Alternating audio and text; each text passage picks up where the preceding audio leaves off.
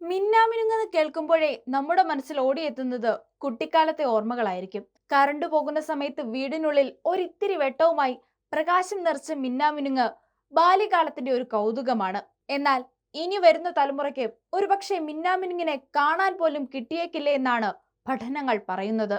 കുറച്ചു വർഷങ്ങൾക്കുള്ളിൽ മിന്നാമിനുങ്ങ് വംശനാശം സംഭവിച്ച ജീവിയായി മാറുമെന്നാണ് ഗവേഷകരുടെ കണ്ടെത്തൽ. 2024 science of the total environment നടത്തിയ പഠനത്തിലാണ് മിന്നാമിനുങ്ങുകളുടെ എണ്ണം ഗണ്യമായി കുറയുന്നതായി കണ്ടെത്തിയത്. ഇപ്പോൾ 25 വയസ്സിന് മുകളിലുള്ളവർക്ക് അവരുടെ കുട്ടിക്കാലത്ത് കണ്ടിരുന്ന അത്രയും മിന്നാമിനുങ്ങുകളെ ഇന്ന് കാണാൻ കഴിയുന്നുണ്ടോ? ഇല്ല എന്നതാണ് വസ്തുത.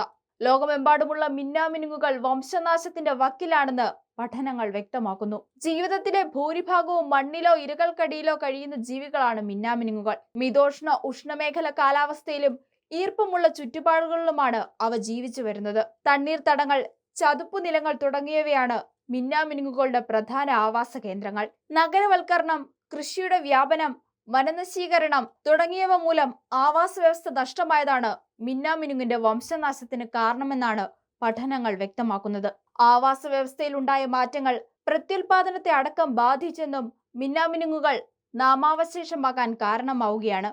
ചുരുക്കത്തിൽ വരും തലമുറയ്ക്ക് കഥകളിലും സിനിമയിലും വീഡിയോകളിലും മാത്രം കാണാൻ കഴിയുന്ന വംശനാശം സംഭവിച്ച ജീവിയായി മിന്നാമിനുങ്ങുകൾ മാറിയേക്കുമെന്നാണ് സൂചന.